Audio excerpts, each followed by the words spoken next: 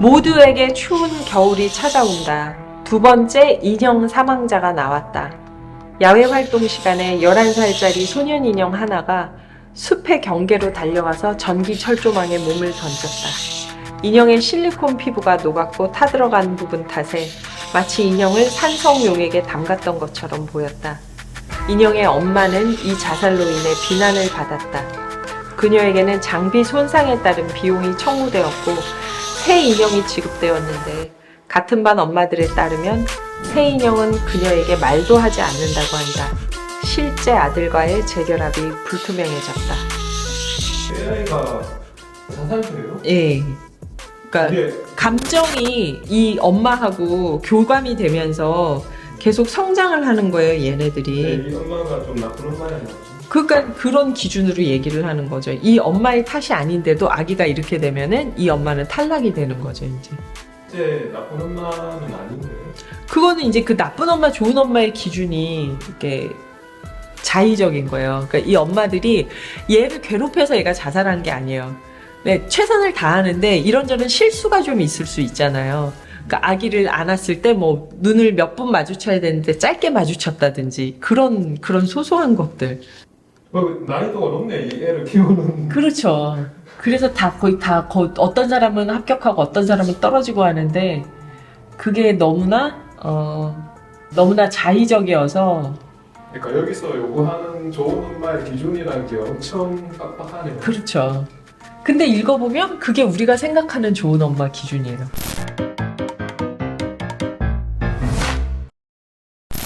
네, 오늘 저희가 같이 볼 책은 동아시아 출판사 SF 브랜드에서나 허블에서 나온 좋은 엄마 학교입니다.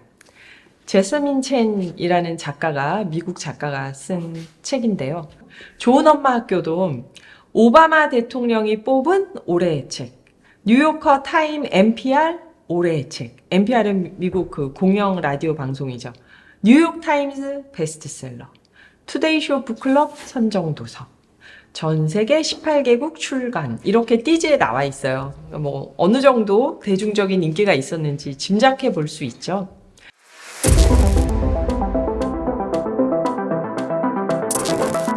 제서민 첸이라는 작가는 중국계 작가더라고요.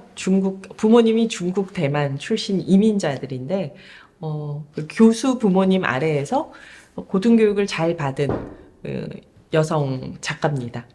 근데 제가 왜 이 얘기를 하냐면 줄거리를 보면 이 소설 속의 여주인공도 고등교육을 잘 받고 중국계 부모님을 둔 여성으로 나오거든요. 그러니까 작가의 자전적인 어떤 심리 상태나 이야기가 여기에 많이 투영이 됐겠구나 싶어요.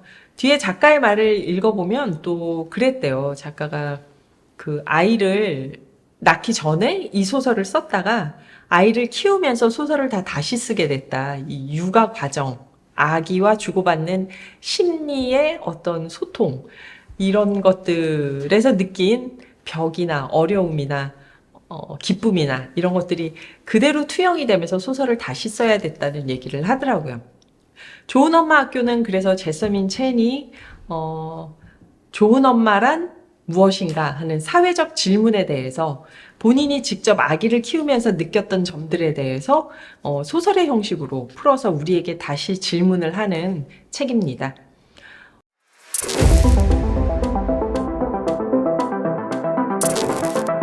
주인공인 프리다는 해리엇이라는 딸이 있어요. 프리다가 불안정하고 이성적인 판단을 잘 못할 때가 있고 이렇게 직업이나 아이를 키우는 거나 관계나 이런 데서 계속 사랑을 갈망하다 보니까 거기서 계속 끊임없이 나오는 이 여주인공의 처음부터 끝까지 일관된 불안정함, 정서적 불안정함, 이게 여기서 큰 흐름입니다, 하나의. 그게 또 아기를 키우는 엄마들의 심리 반영일 수도 있겠지만 남편하고 이혼을 하고 나서 아기를 공동 양육을 하는데 그 아기가 18개월 되었을 때 집에 그냥 놔두고 잠깐 집을 나가요. 그러니까 잠도 거의 못 자고 계속 아이한테 시달리다가 지친 마음으로 순간 판단을 나가서 잠깐만 커피를 사오자.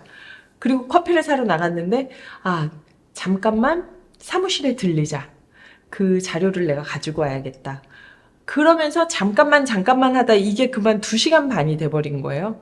그래서 돌아왔을 때는 경찰이 이 집에 와서 아이를 데려갔죠. 그 사이에 이웃 중에 누군가가 신고를 한 거죠. 아기가 너무 울고 있으니까. 그래서 이 아기를 방치한 것을 경찰들이 보고 프리다는 아기를 뺏깁니다. 그 아기를 다시 되찾기 위해서는 남편이 키우고 있는 아기를 교섭 면접권이라도 갖거나 얼굴이라도 보거나 어떤 좀 같이 만날 수 있으려면은 엄마 학교를 다녀야 된다는, 여기서부터 이제 SF 설정이 되는 거죠. 그래서 엄마 학교에서 프리다처럼 이런저런 아기를 죽인 사람도 있고 좋은 엄마가 아니라고 딱지가 붙은 여자들을 다 모아놓고 학교에서 가르쳐요. 국가기관인 거죠. AI 같은 아기 인형들을 가지고 그거를 자기 자식이라고 생각하고 전부 하나씩 맡아서 그 아기를 기르는 법을 다시 배워요. 울 때는 어떻게 어르는지. 그래서 몇 분 만에 달래는데 성공하면은 이제 통과하는 게 되고, 기저귀는 어떻게 갈아줘야 되는지, 눈은 어떻게 맞춰야 되는지, 동화책을 읽을 때는 어떤 어조로 읽어야 아기들하고 더 정서적으로 교감이 되는지. 그런데 이 아기 인형 안에는 내장 칩이 있어서, 메모리 칩이 있어서 이 엄마 역할을 하는 학생들이, 나쁜 엄마 딱지가 붙은 이 학생들이 어떤 감정을 갖는지, 그러니까 여기에 다 저장이 되는 거예요.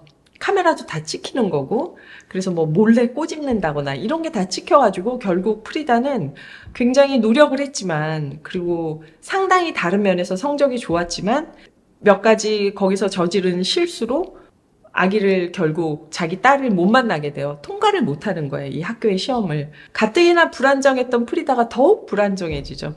마지막에는 이 사건을 다 전복하는 어떤 개인적인 결정을 내려서 소설 끝에 나오는데 제가 스포일링을 하지 않겠습니다. 그래서 딸을 만나게 돼요.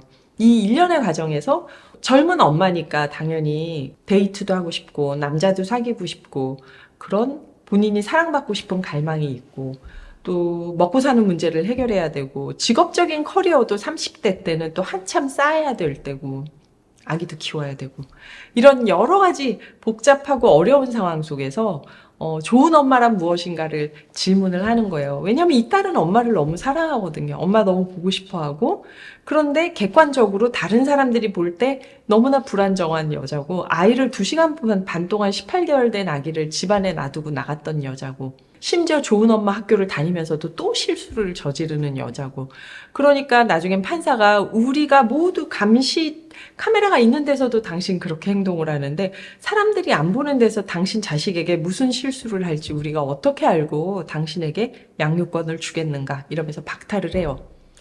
그런 줄거리인데,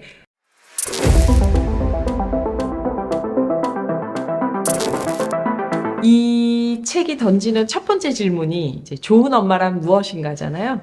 사람들마다 기준이 다 다르겠지만 어디선가 그런 얘기를 봤어요. 모든 아이들은 자기 엄마가 제일 좋은 엄마다. 그러니까 우리가 지금 신문이나 뉴스에서 도대체 저런 여자가 어떻게 애를 키워 하고, 사실은 아빠도 마찬가지인데 저런 남자가 어떻게 애를 키워 하고 비난이 양쪽으로 똑같이 가야 되는데 대개는 엄마를 그냥 초점을 맞춰서 보잖아요. 하지만 그 아이들이 법정에서는 엄마랑 헤어지려고 하지 않거나 자기가 맞았음에도 불구하고 엄마 편을 들거나 그런 일들이, 그러더라고요. 부모가 자식을 사랑하는 것보다 어린 아이들이 부모를 훨씬 더 사랑한다고 그런 말이 있더라고요. 친구가 아이가 태어날 때부터 아토피가 심했어요. 근데 이 아토피가 심한 아이를 데리고 나가면 길에서 만나는 모든 사람들이 잔소리를 한대요. 이 젊은 엄마가 미덥지 않아서, 예전 일이죠. 미덥지 않아서 뭐 아이를 가질 때 뭘 잘못 먹었냐, 애가 어릴 때 뭐를 잘못 먹였냐, 이유식을 뭘 했냐, 모유를 먹였냐. 만나는 사람들마다 모르는 사람들인데 이렇게 그렇게 보면 한마디씩 했대요. 그래서 아이를 데리고 나가는 게 나중엔 스트레스였다고. 그러니까 이 아이에게 선천적으로 아토피가 있는 게 다 엄마 탓인 것처럼 되는 거죠. 근데 그렇게 흔한 아토피에서도 그런데 여러 가지 다른 문제에서 많은 엄마들이, 사실은 아빠들도 그 생각을 해야겠죠. 많은 부모들이 이 아이가 이런 게 내 탓이다라는 그 불안함이 있잖아요. 거기서 이제 좋은 엄마란 무엇인가라는 질문을 하게 되는데, 이 책에서는 그래서 좋은 엄마란 무엇인가라는 질문을 정면 돌파하고 있습니다. 뚜렷한 정답이 있을 수 없는데 우리가 나름대로 사회적으로 암묵적인 하한선을 정해놓고 이 하한선을 통과하지 않으면 좋은 엄마가 아니야라는 보이지 않는 지시나 그런 게 있는데 그 하한선이 사람마다 다르고 사실은 우리가 하한선이라고 생각하지만 우리도 지키기 어려운 상당히 높은 상한선을 그어놓고 하한선이라고 생각할 수도 있잖아요.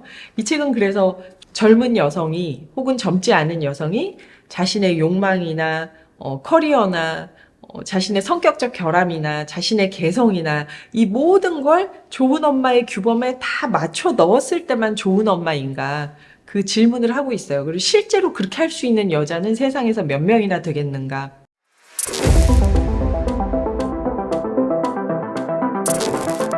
그래서 한 가지 재밌었던 점은 사회적인 이슈를 다루는 소설들은 있죠. 많지 않지만 있죠. 저는 많지 않다고 생각해요. 최근으로 올수록. 왜냐하면 그 사회적 이슈를 다룰 수 있는 다른 방법이 굉장히 많아요. 유튜브나 뭐 뉴스나 기자분들이 자세히 심층 취재해서 쓰는 르포나 다큐멘터리나 아니면은 정말 당사자들이 좀 깊이 있게 들어가서 쓰는 에세이 종류도 많죠. 소설의 형식을 통해서 사회적 이슈를 제기한다는 것.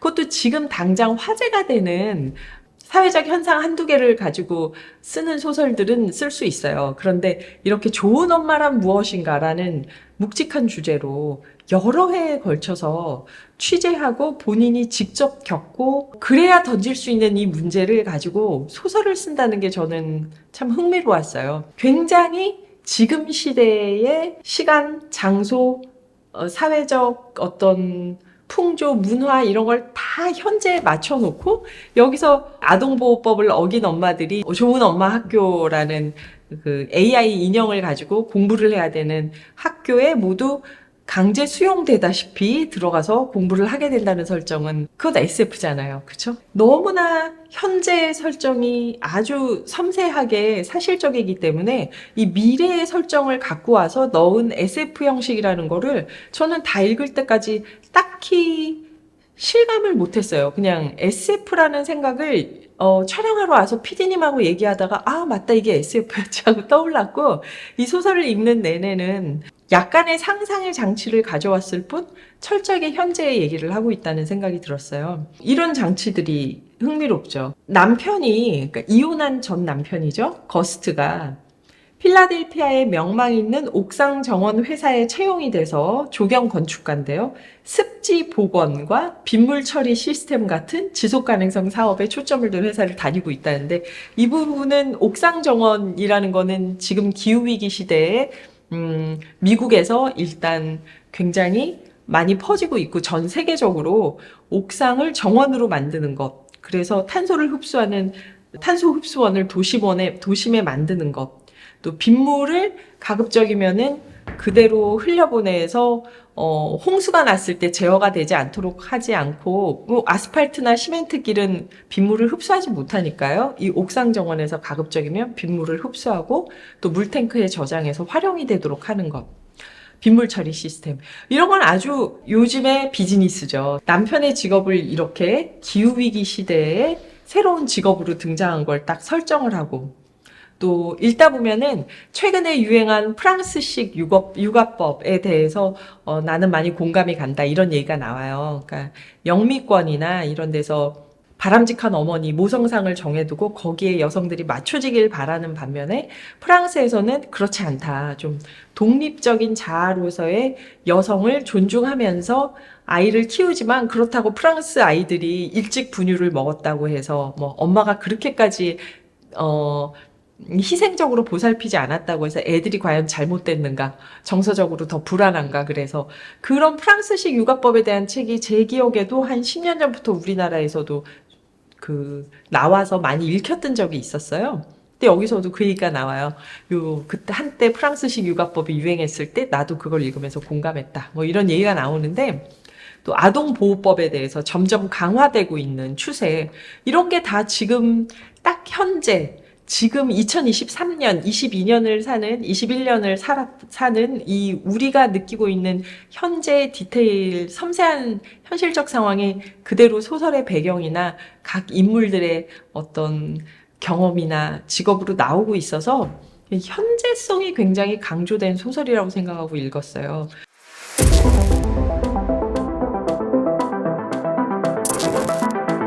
그런데 결과적으로 저는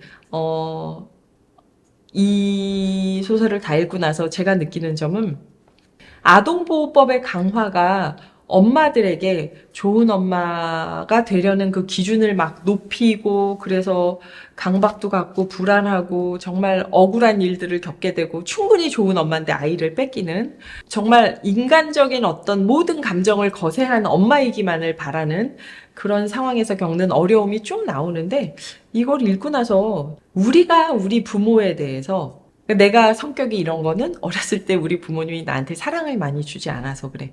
우리 부모님이 칭찬을 많이 안 해줘서 내가 자존감이 낮아. 뭐 우리 부모님이 이렇게 저렇게 뭐 잘 보살펴주지 않아서 지원해주지 않아서 내가 이런 데 재능이 있다는 걸 미처 몰랐어. 너무 늦었어. 여러 가지가 있죠. 부모 탓.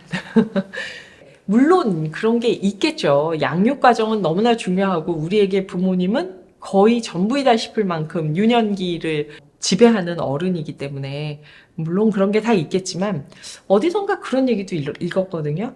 40이 넘으면 더 이상 부모 탓을 하면 안 된다.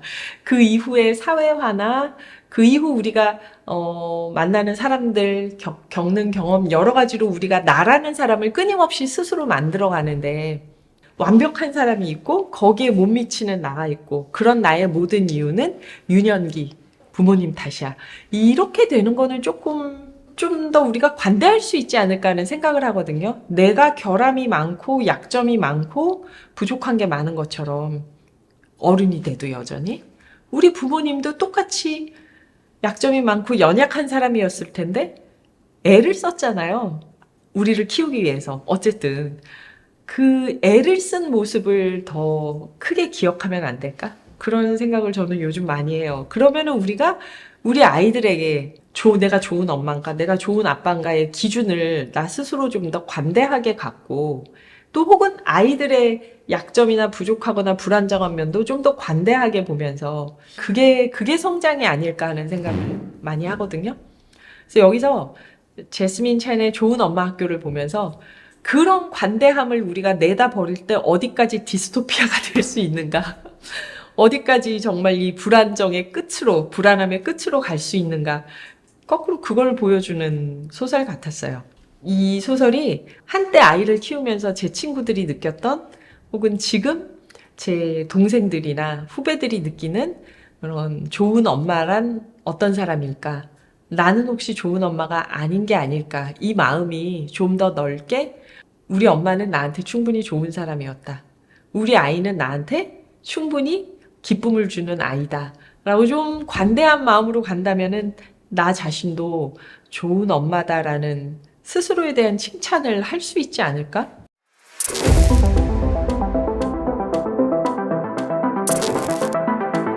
아이를 키우면서 고민하는 분들 또는 SF가 현실을 어떻게 그려내는지가 궁금한 분들, 그분들한테도 참 이게 재밌는 소설일 듯해요.